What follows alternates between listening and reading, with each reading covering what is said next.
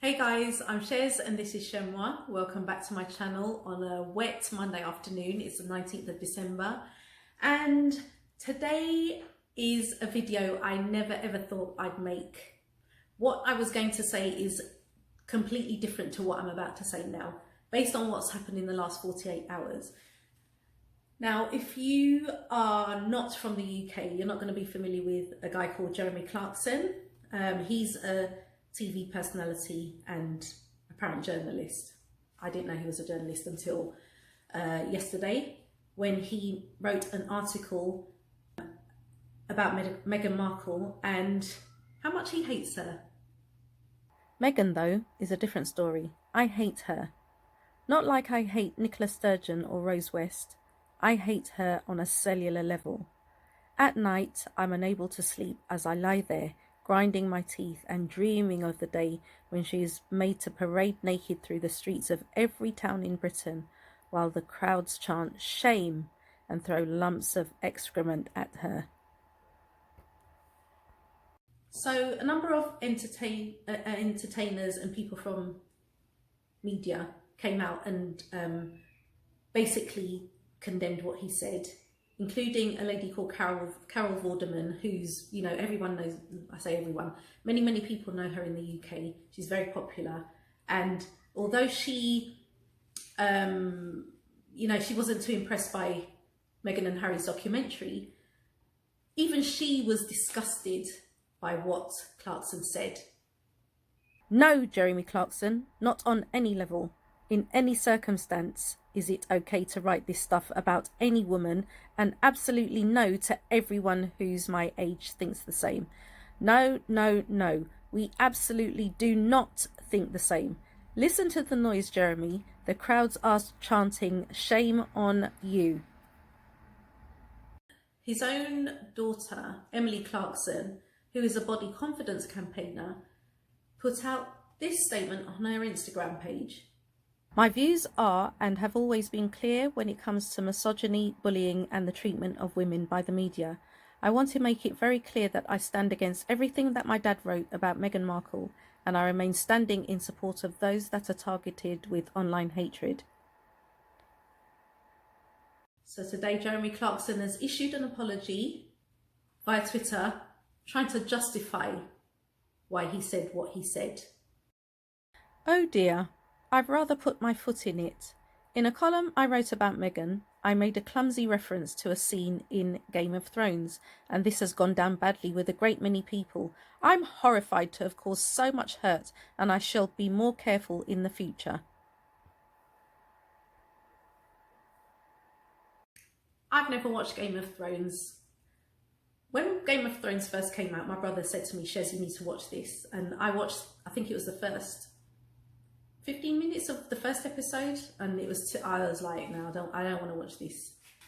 It was too graphic for me, and I was like, I'm never going to be able to sit through all of this. So I have no idea, you know, about Game of Thrones and what, you know, this reference was. It went over my head. So I don't believe that every single person on the planet has watched Game of Thrones. Maybe it's just me that hasn't watched it. I don't know. But to use that as justification to be so vitriolic for a big old man, come on. Common sense should prevail. Common sense should prevail, okay? But I know why it hasn't prevailed. Before I even get onto that, I'm going to remind you about two cases of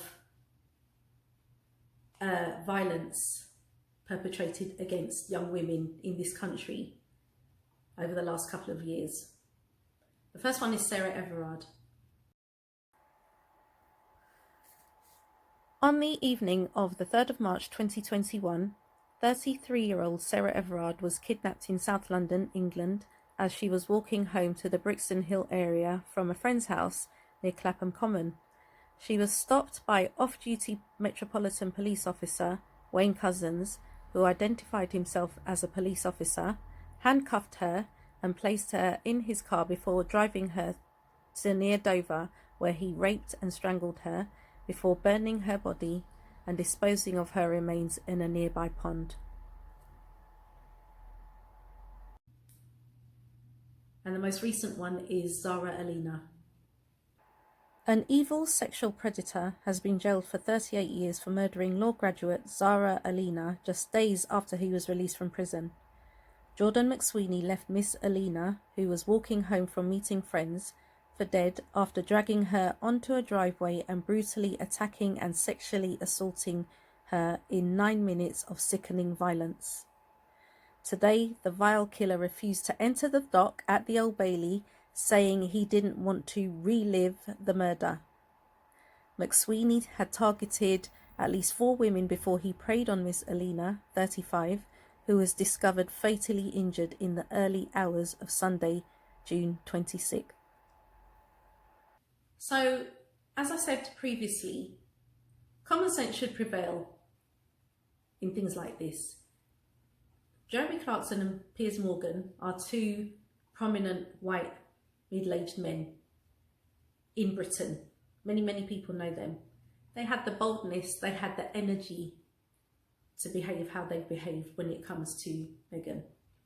Piers Morgan has given the account of when he and Meghan met in one of his favourite pubs in Kensington after she was at Wimbledon, and they arranged to meet up because she was on Suits at the time. Go and Google that story and then you'll understand why he is how he is. With regards to Jeremy Clarkson, don't understand what that's about. But my personal belief is that someone who looks like them, who they can identify with, has given them license to say what they've said. And that person is Meghan's own father, Thomas Markle. They've had the energy, all 3 of them, to tear down this woman. Not because, there's no valid reason for them to do it, but it's simply because they can. Because they are in a system, they live in a system that was set up by people like them. For them. Not for someone like me. And that's not me crying boohoo, because I'm doing very well, thank you. These people like them will never stop me from living my life or succeeding in my life. Okay? But I just find it interesting that they've got the vim and the vigour to say what they want to say, and they think there are no consequences. And that's an observation that I made. Not only that, but white women too seem to have an issue with Meghan. I alluded to Carol Vorderman earlier. I don't know, what her beliefs are. She said she likes Meghan. It's just this whole thing of them speaking all the time. It's like, oh, just be quiet. That's fair enough, okay. But Sharon Osbourne is someone who I used to like back in the day. Funnily enough, when she was on MTV and her family, and I find it weirdly funny. They were quite entertaining, but over the years, she's, I just wish she'd concentrate on her husband and her own health. Yeah, because she's another person that's got a lot of energy and a lot of vim to say what she says. Again, like who you want to like. You don't have to like everyone. I don't have an issue with Sharon Osbourne not liking Meghan. That's not my business. What I have an issue with is you jumping on the bandwagon because everyone else has. You haven't. What's the valid? Why is it? In fact, you don't even have to explain why you don't like her, because I'm sure you don't have a valid reason. It is what it is. But at least if you're gonna say these things, say the reason why. Say the reason why The same way how you want Harry and Meghan to say who made those racist remarks about their son, why don't you just come out and say what has she actually done to you? How has she affected your life that you have energy and time to be saying this stuff about her? In a world which, you know, they're always saying, oh, be kind. You guys are not kind. You guys are the first ones to make up noise. I just find it interesting. Other things that I've observed, when Harry and Meghan first got together, I wasn't particularly interested because it's like, okay, it looks like he's ready to settle down. Good for him. His brother's married, his brother's got kids, yeah. It's like, yeah, it's about time. He's of that age. And, you know, the royal family residences are not that far away from where I am. You know, so they've always been around as long as I've been alive. So it's like, okay, they do what they do. I live my life. They don't affect me at all. The only reason I became interested is when I found out that Meghan, her mother was black. I was like, what? How did that happen? I became interested because, number one, I have a black mum. My mother is black.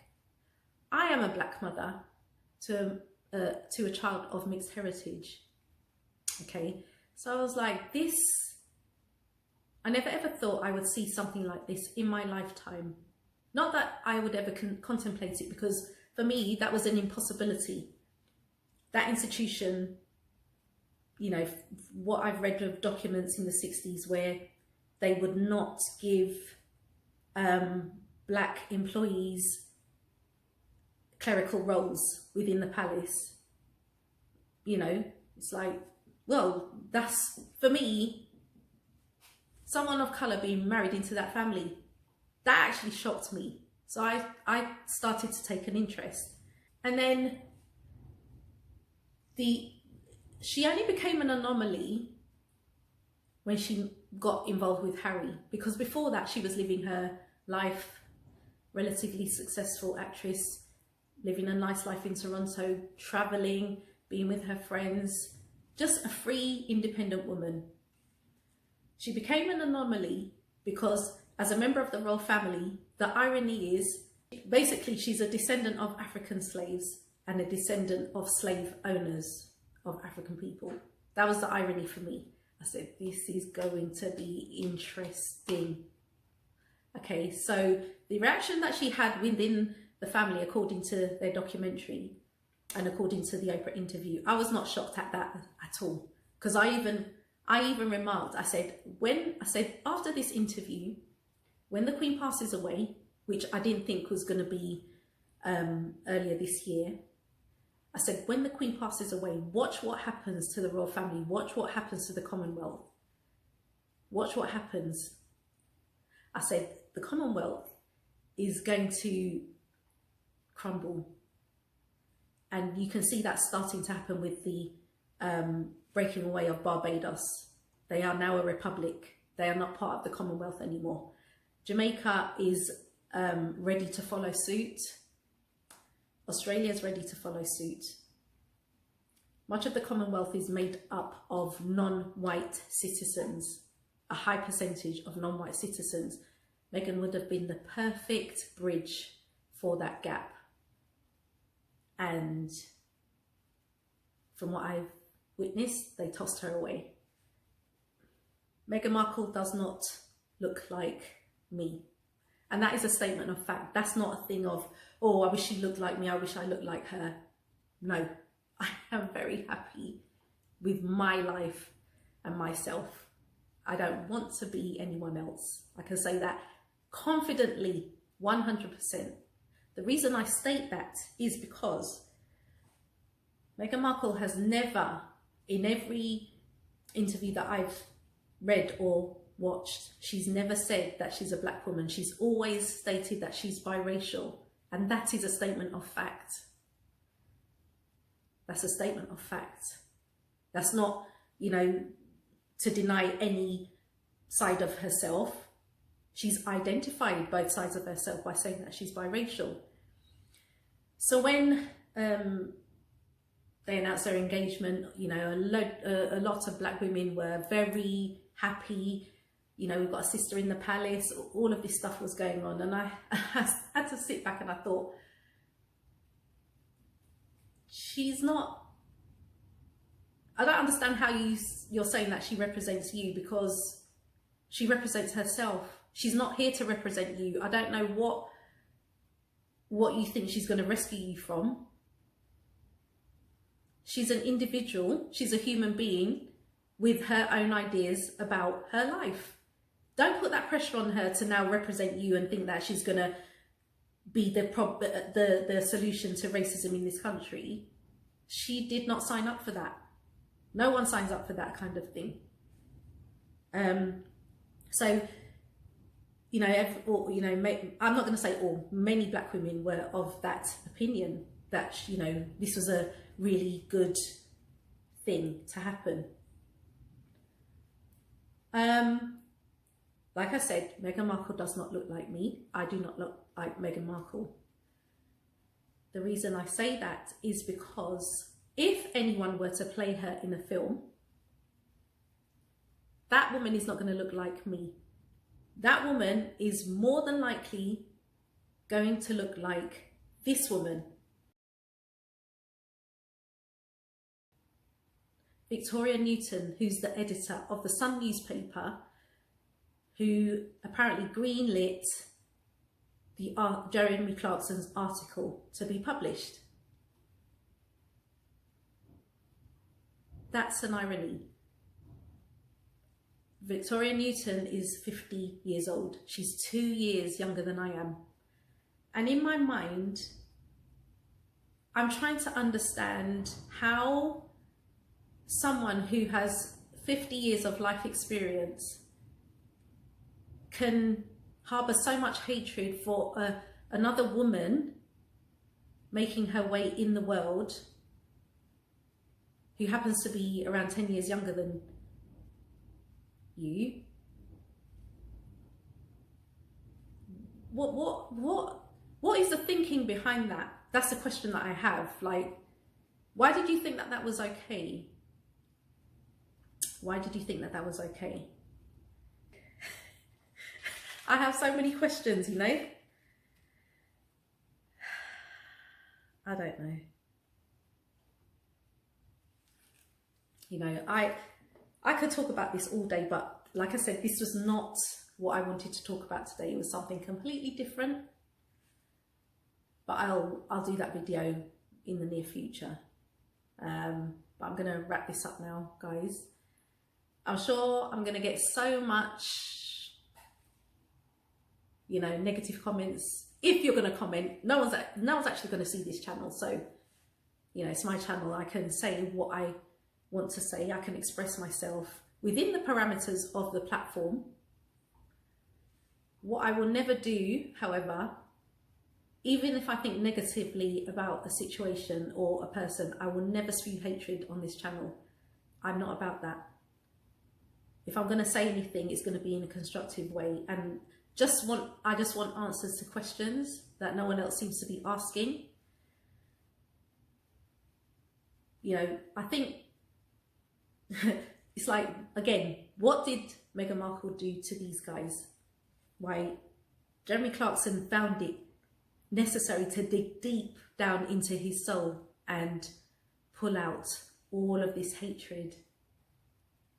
You know, and our society is extremely hypocritical. Be kind, the hashtag that goes around when someone is driven to suicide by the media. I shouldn't even say that word, suicide. When someone is driven to do away with themselves because of the pressure of social media. And I refer to Caroline Flack. Everyone was saying, oh, be kind, be kind, be kind. You heard Meghan say in her documentary, if you've watched it, that she was driven to the same thing. They showed a tweet where someone said, it would be funny if Meghan died in the tunnel 2.0, basically like her mother-in-law. You know, so people issuing death threats, and is this where we are now? We call ourselves a civilized society, but this is where we are now, where you literally will death on a young woman who, I still don't understand what she's done. What has she done? She didn't attack the Queen. She spoke fondly of the Queen. You know, everyone's talking about, oh, when she mocked the Queen when she was curtsying. An American person, they're not familiar with what goes on in Britain in terms of protocol for royalty. All of this was new to her. But go and watch the documentary and find out for yourself. You know, I just find British society extremely hypocritical when it comes to things like this. And again, it will show you that in the documentary. Even some of these royal correspondents, like this guy called Chris Ship and Russ Meyer, even Lorraine Kelly. Like I said, no one's going to watch this channel, so it's like every time I watch them, it's like when they bring up Meghan's name, I already know they're not objective, they're not neutral, they already made up their mind. But it's like, oh, you know, why don't they stop talking? What do they hope to gain from, you know, making this documentary, making, you know, writing this book? Because Harry's got a book due to come out next month. But you guys keep talking about it. If you didn't feel it, no one would know, but you keep talking about it because you're so intrigued. Talk about the 1.8 million children facing starvation in Somalia. That's a bigger issue. Talk about that. But you lot don't want to focus on that. You want to talk about Harry and Meghan. It's like a car accident. If you've got 10 people that witness the same accident, you're going to get 10 different accounts of that very same accident. No two accounts are going to be exactly the same. You're going to get, someone's going to say that the driver wore a red t-shirt. Someone's going to say they wore a white t-shirt. Someone's going to say they were, you know, black. Someone's going to say they were Mexican. You know, you're never going to get the same information from all different people. This is their account. I don't know these guys, but what I do know, and I'm not going to lie, this documentary made me like them even more. It made me like them even more. I never had anything against them to begin with, you know. But what I did like about the whole thing is that there were so many things that we didn't know, especially with regard to Meghan having a relationship with her niece. And nobody knew that until this documentary. And now I understand why her half-sister is the way that she is. Because even the daughter said she doesn't have a relationship with her mother. You know, so when they're talking about, oh, they want everyone to know, you know, Harry and Meghan want everyone to know what they do. There's so much that you don't know. And that's why I like them, because they've kept so much back. But it gets to a stage where, how are you just going to continue to say lies? And you think we're going to be okay with that? I've been through that. I've only found out recently that lies were told about me as a teenager that I wasn't even aware of until recently. And I was like, wow, you guys thought this about me for all these decades, and it wasn't even true. You know, the difference between me and Harry and Meghan is that I'm not a public figure. I'm not in the public eye. That will never happen. You know, and I just look at them as human beings. They bleed like me. They've got to go to the toilet like me. They sweat like me. You know, they have ailments like me. The only difference is that they have a few more zeros in their bank account than I do. At the end of the day, these people are parents. They've got 2 kids to bring up. Just leave them in peace. Like, you know, it astounds me that they're in America, but every time they sneeze, the British press want to report on it. There's things that they've done that you don't know about in this country until the British press reports on it. If they, you know, Charles has complained about media intrusion. Diana's complained about media intrusion. Prince Philip, the Duke of Edinburgh, complained about media intrusion. When he came to the royal family, he wanted to change things because he knew that the system wasn't working. He was the one that said that the coronation, the Queen's coronation, should be televised. Up until then, I mean, television was a relatively new invention, but he said that that should be done. They hated him when he got involved with the Queen. So I guess this is just history repeating itself. But now, because of social media and everything is intrusive, you know about stuff on one side of the world, within 60 seconds, it will be broadcast on the other side of the world. That's the difference. That's how far we've come with technology.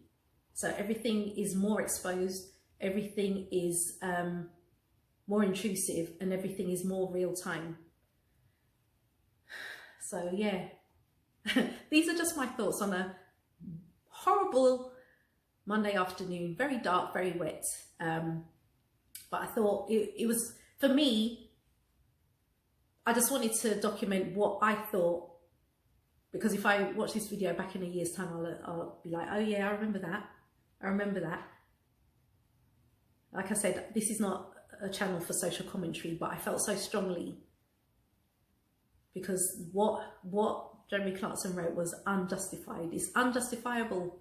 That cannot be defended. If his own daughter has said she does not stand by what her dad said as a body confidence campaigner, she said she's not interested in Harry and Meghan, you know, they live their life or whatever, you know, but when her dad wrote that article, and even her, I don't imagine that she hates her dad, I think they're very close, but that cannot be defended. That can't be defended. So yeah, those are just my thoughts, and I'll be interested to know what you think. I get ready for all the negative things about Meghan, how she's this, how she's that. That's fine. Just know that the YouTube will delete any negative comments. Yeah, because I've got things to do. I've got stuff to do. I've got reports that I need to write. So I'm going to do that. Guys, thank you so much for watching. Enjoy the rest of your day, and you should catch me in the next video.